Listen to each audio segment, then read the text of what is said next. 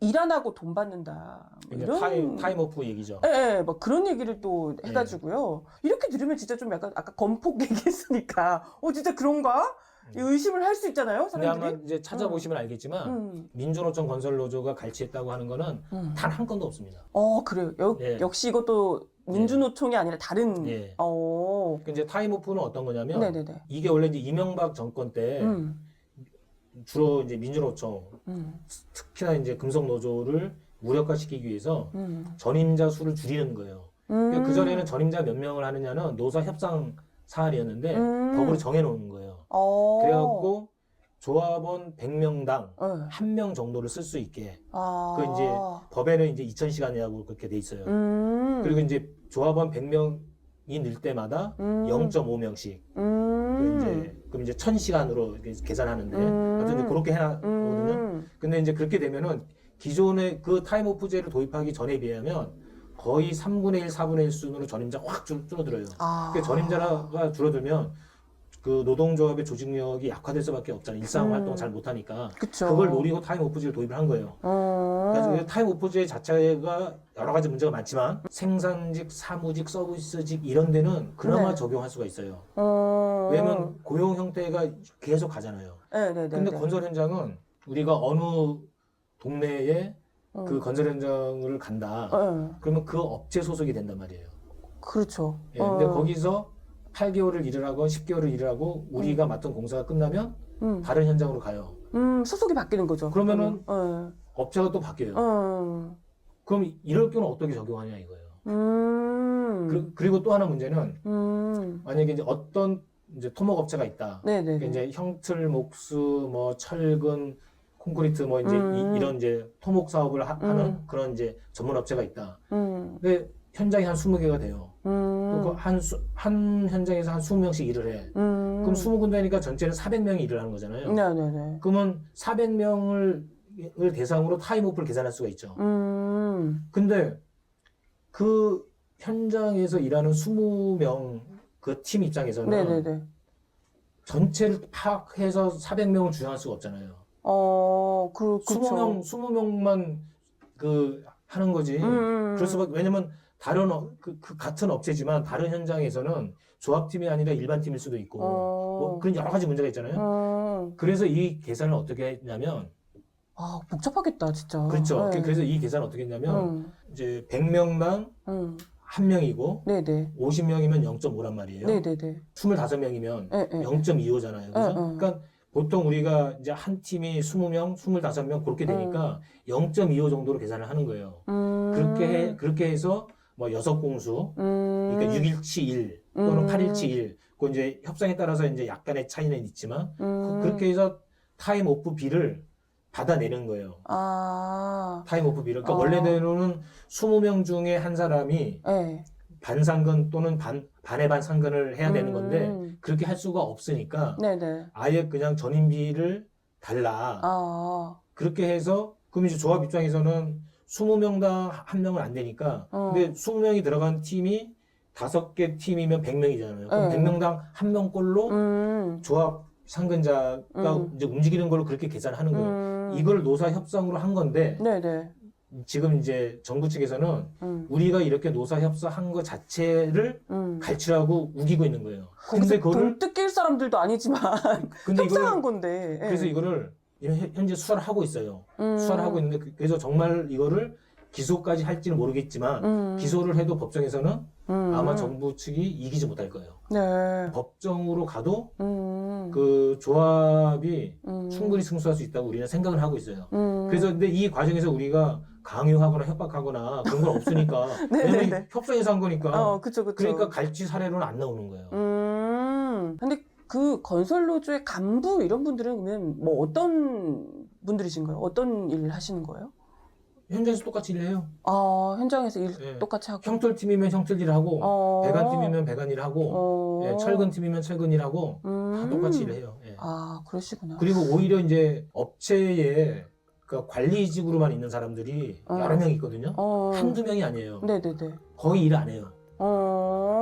그냥 현장에서 뒷짐지고 다니고, 도면이나 가끔 한두 개 뽑아주고, 근데 500, 600, 800씩 받아요. 그러니까 오히려 그런 사람을 없애라. 그게 오히려 갈취지. 맞아. 일 안 하는 애들 줄 돈 갖고 오히려 우리 일당 올리는 게 맞다. 이게 노동조합의 주장인 겁니다. 아, 들을수록 노조가 힘을 내셔야 될 것 같은데. 네, 힘내겠습니다. 네. 화장실 없는 현장이 대부분입니다. 그 현장에서요? 예. 화장실이 없어요? 그러면 어떻게 해?